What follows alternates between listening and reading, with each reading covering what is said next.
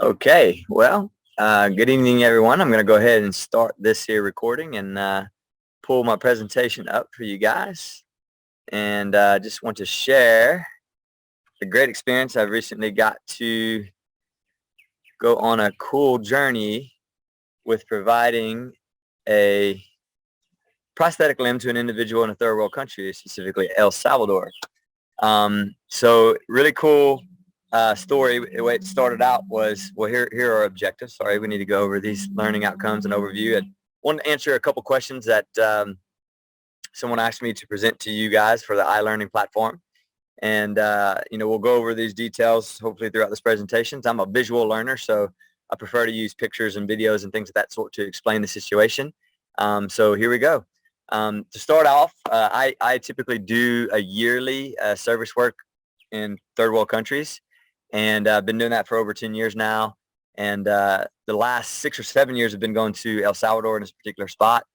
COVID hit and wasn't able to actually bring a full team in 2020. So August is typical time when we go out, and we ended up not getting to go. So in December, I went kind of on a solo strike mission to help out a few cases that felt like I, personally just wanted to help and just provide some type of service to let them know that we were still there, even during these COVID times, and we plan to go back. And during that solo trip, there was a moment when someone came to me and said, "Hey, there's this individual who lost his limb, and he would like to get back to work to provide for his family. He's in a situation, and he's in a bind, and he needs help. Can you do anything?" And I said, "Well, bring the guy to me, and we'll see what we can figure out." And this is where the process begins. So pre-printing is where I came up with the idea is I'm going to make a negative cast of his leg. So I had some casting materials in case someone had a broken limb or something like that. And I made a mold of his limb. We'll see pictures. And that was in December of 2020. I took that limb back, and the sim lab expert at the University of St. Augustine, she made a negative of that. So she filled in that cast mold with some really cool like silicone solution stuff, and it made basically a exact replica of the residual limb. Took that, sent it to Miami, who there was an expert there who knew how to do the scanning aspect of it. He scanned that mold of the residual limb, sent it back in a digital format. We put it into our 3D printer. 3D printer did its thing. There was a lot of steps in between that we had to figure out how to orchestrate the actual materials and things of that sort, like what type of materials do we need to put in the machine for it to be strong enough. Then we actually backed it up with some with an actual prosthetist who's a local prosthetist who donated his time to reinforce it and add all the other components to it. Then you go to the next column, which is where we actually delivered the product and did some telehealth sessions to follow up with it. And that's kind of the summary of the entire model. So let's break it on down. So you can see this picture here in the preparation phase. That's me making the cast of the individual. And there's a video of it, and it's really funny. Me trying to talk Spanish is absolutely horrible. But we navigated through it, and I was able to get it off of him because you can see how there was a bit of a bulbous residual limb, as in the distal tip was rounder than the proximal tip, which made it difficult to get that cast off. And I had to get creative with saran wrap and cellophane and all that stuff to make sure that it would come off whenever we actually got it to go hard. The cast had to harden up. Made all our markings and placements and everything on that cast mold so that we could get it as accurate as possible whenever the process transpired. The second picture there is those silicone molds. So this, I don't know if you can actually see my cursor in the recording or whatnot, but in this box here, the second picture underneath preparations, you can see that made the silicone mold. And we made 2 prototypes just in case, kind of thing. Then we have a video of me walking up, and it's walking up to the 3D printer. Uh-oh, what just happened? Sorry about that, guy. And me getting very excited about that socket being printed inside of the printer. Then it goes on into the actual fitting, and sorry I can't zoom in on the pictures or whatnot, but we brought this leg to the individual in El Salvador, and this is the part of us trying to get him acclimated.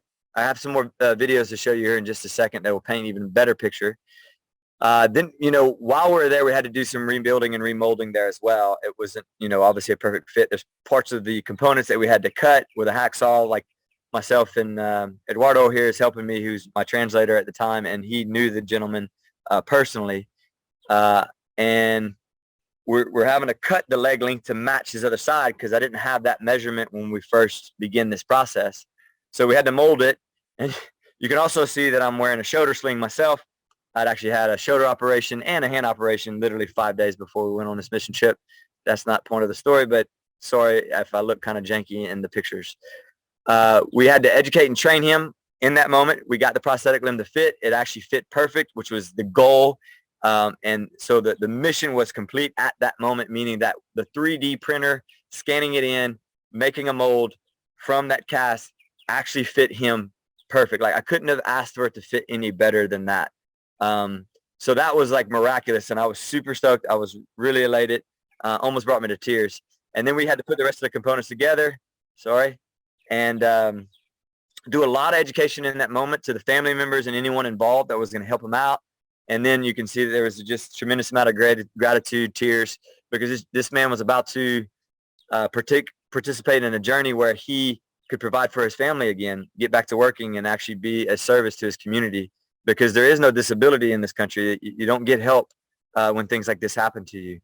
So here's a video of what I thought was interesting to share about barriers to consider in him navigating this terrain. You know, choosing the correct socket was important. Choosing the correct prosthetic components was important as well, because he's going to be walking in terrain such as this.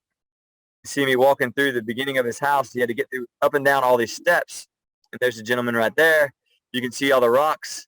And he actually kind of had a cool, concrete kind of patio there, but the rest of their living environment was dirt and loose gravel.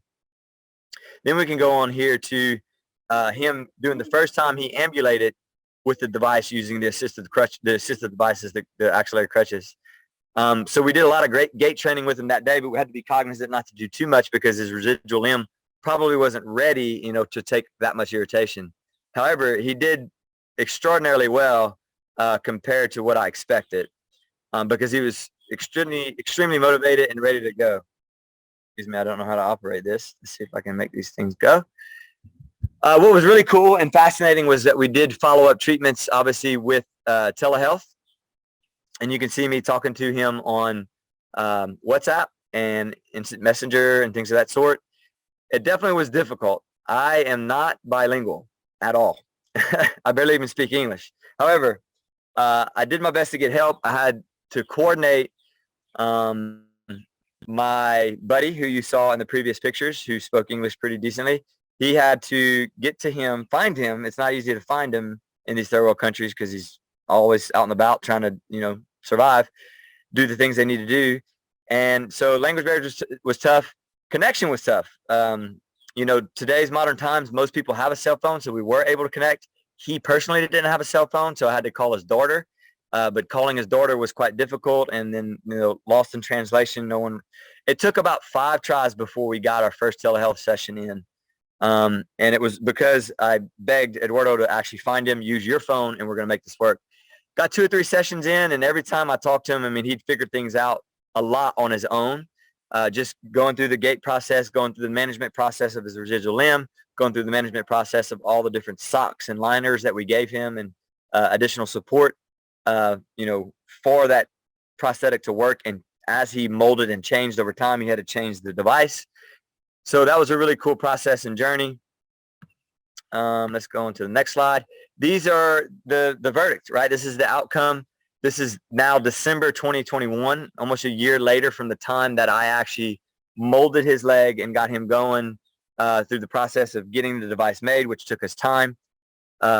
I didn't give him the device until August of 2022. That's when we made it back out there for the next service trip. And I did get to bring a whole team that time. And then this is December of him returning back to work. That fast is pretty good. If I can get my cursor to go. Yeah. Caminad. So his gait was obviously not super stable, but he felt comfortable enough to drop the crutches at that time and walk. And then this video is him showing his appreciation. He was the gateman at the street. Great guys, great people. So successful mission there. He is providing for family and doing things. one of the questions listed there was just, what were the barriers on the actual 3D printing? And it was, I'm not gonna lie, it was a bit of a struggle figuring this process out, but without a team effort, it probably wouldn't have come together. And I, would have definitely gotten lost and messed something up along the way if I was just trying to 3D print on my own. However, now there's better tutorials, better videos, and we know that it's possible. I didn't understand the process. I didn't know what to expect. So there was a lot of like reaching out, backpedaling, moving forward too fast, coming back again. Now that we know the process and people have the opportunity now to guide others, it would be much better. I didn't know the technology. I didn't know how to work any of the software. Definitely didn't know how to do the 3D scanning aspect of things. So I was thankful for the sim lab specialist down in Miami who put that together. And, again, we shipped that material to him. He scanned it, sent us the digital file back. It was super cool. Resources for overcoming these challenges, again, with the support of the university and moving forward, you can see that I think those resources will continue to be there because of the outcomes that we had. But again, the ability to mail this product, the ability to have that solution there, the ability to order the appropriate nylon materials that we use for the 3D printer to print it out, having the 3D printer in the first place, which is pretty cool. Talking a little bit about the materials, that was actually a challenge. I talked to many experts out in the field, just reached out, and people in California, people in Wyoming, experts that are pioneering this genre, and they gave me great tips. They told me materials that they would recommend, some of the things we could get access to, some of the things we couldn't, and we put it together the best we could. We landed on a nylon structure, a different type of nylon that I can't actually remember the exact name of, but it was a stronger, more durable, and would last longer because this is kind of a one-time shot thing. Give them the product we need. Hopefully it will be, strong enough to last the time, over time because he'll continue to walk. He's a younger individual. But we also backed it up, again, with the local prosthetist who donated his time and materials. They actually fabricated more fiberglass on the outside of that nylon carbon fiber 3D printed material so that it would even have double strength, if you will, and double the longevity, just in case. And when we added the components to it and everything, it worked out really good. Timing was stressful. I wasn't sure if we were going to have this thing made in time for us when we were going back to that country in August. It kind of came down to the wire when we finally put everything together at the end. But I never stopped pushing. Immediately when I got back from that trip in December, I was constantly on it, orchestrating, trying to get things going because I knew it was just one of those things that could easily get swept under the rug, and then we would run out of time before we could leave on the next trip. And I really wanted to get this guy his leg because I knew he was motivated to return back to those activities that he needed to for his family and for himself. And there's other things to talk about that I know in the details of his psyche and where he was. It was vitally important to get this guy back into society because it's not a good thing, and his mental status and health was definitely going in a poor direction. And this was something that I think would have been very beneficial for him. So I was desperately trying to get it worked out for him. Also, the follow-up was difficult. Again, you had to really work hard at getting that communication in that telehealth setting to be orchestrated and work. So you couldn't back down. And wanted to open it up for questions, and I can't see. Let's see if I stop share to see where we're at. No questions here, as we can see. But that concludes the presentation. That's the story of how we put together a pretty cool project. Things to expect in the future, and what I've heard the university would like to do with this 3D printing is to make little workstations so students can, if you come across any type of activity that you would like to do. Maybe it's something for the community in a pro bono type setting. You want to design something to help somebody out from ADL perspectives, and the OTs really utilize this quite a bit.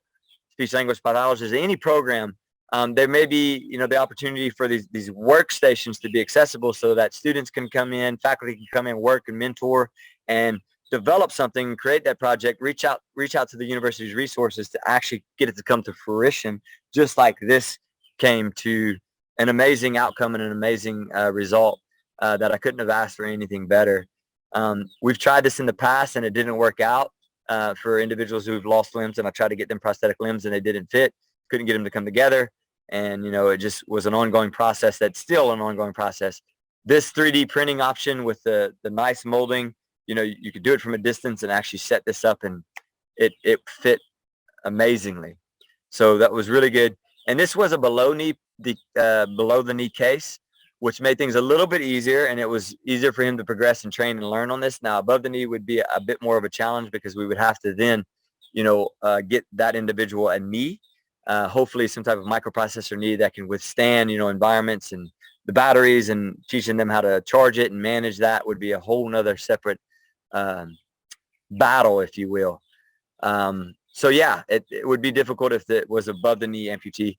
However, I think it is something that we could definitely do from the 3D printer perspective to mold that socket to get to fit them. And we could use a pin and lock system, or maybe the lanyard system, which would work fantastic in that environment. So that concludes my presentation. If you guys have any questions, you can always email me if you're interested in the trips that we do, in third world countries. Again, you can always reach out, and I'd be happy to give you more details about that. And hope you guys enjoyed the presentation. Best of luck to you.